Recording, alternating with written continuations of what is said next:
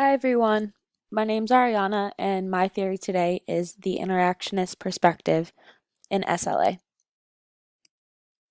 So if I would have taught this lesson, I would have had you guys make a KWL chart. So on a piece of paper, create this KWL chart and that looks similar to the one below or like the one below depending on how you want to make it. The K stands for what you already know about this theory. The W is what you want to know more about this theory, and the L is what you have learned about this theory. Now, the L we will come back to towards the end, obviously, if we were doing this. And just a reminder throughout the presentation, I would have had you continue filling out this KWL chart through the PowerPoint.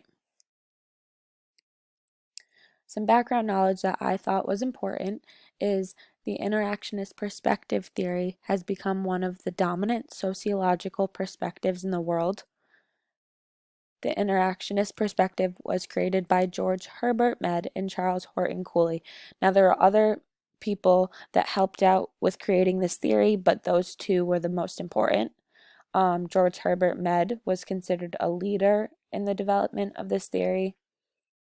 A man named Herbert Blumer expanded on Mead and Cooley's theory and work and coined the term symbolic interactionism. Interactionism is micro-sociological and believes that meaning is produced through the interactions of individuals. Interactionist perspective definition. Interactionists study how individuals act within society and believe that meaning is produced through interaction. Now, I included communication underneath. I just thought that was important to include as well, which is the exchange of meaning through language and symbols is believed to be the way in which people make sense of their social worlds. Now, some interactionist perspective fun facts that I thought should be included are interactionist perspective analysis or analyze smaller scale society-wide patterns of behavior. The social environment for a child plays a large role in the full development of a language. Caregivers play a critical role in adjusting language to facilitate the use of innate capacities for language acquisitions. And we are living in a world filled with meaningful objects that have the ability to enhance language. Now, I thought that was very important and could be important for teachers, future teachers to know. Some meaningful objects that could help with teaching and acquiring language in the classroom could be material items, people, symbols, actions, and relationships between individuals.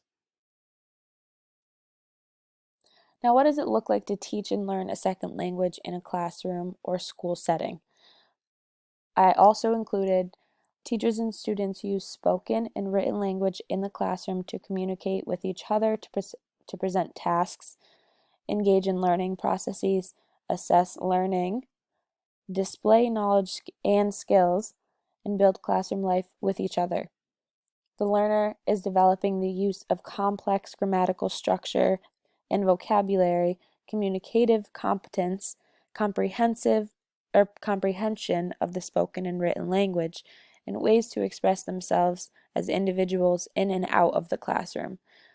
Now, a critical period that I figured I'd include is if children are not exposed to language prior to the age of 6, then they are unable to develop full linguistic fluency in any language that they are being taught. The way in which a second language is acquired through the interactionist perspective. Learners construct the new language through social interaction.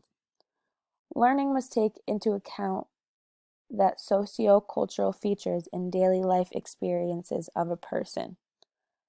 Through a social interactionist view, knowledge develops first through social interaction and then becomes an internalized part of the cognitive structure of the learner. Now, another activity I was going to include was this video. I thought this video was important. It kind of breaks down the interactionist perspective theory, um, almost through a psych point of view as well. And after watching the video, I would have had you guys go back to your KWL chart and under the L column for what you've learned, write some things you have learned within that video. Some critiques of this theory are interactionists are often criticized for being overly impressionistic in their research methods and somewhat unsystematic in their theories. Some theories have a problem with symbolic interaction theory due to its lack of testability. Interactionist criticism comes from people who believe in other social methods. Finally, we have the discussion questions, and the first one is, how do these key ideas connect to your real world? Oh, that should have been real world experiences. And two, how can you incorporate this theory into your teaching philosophy?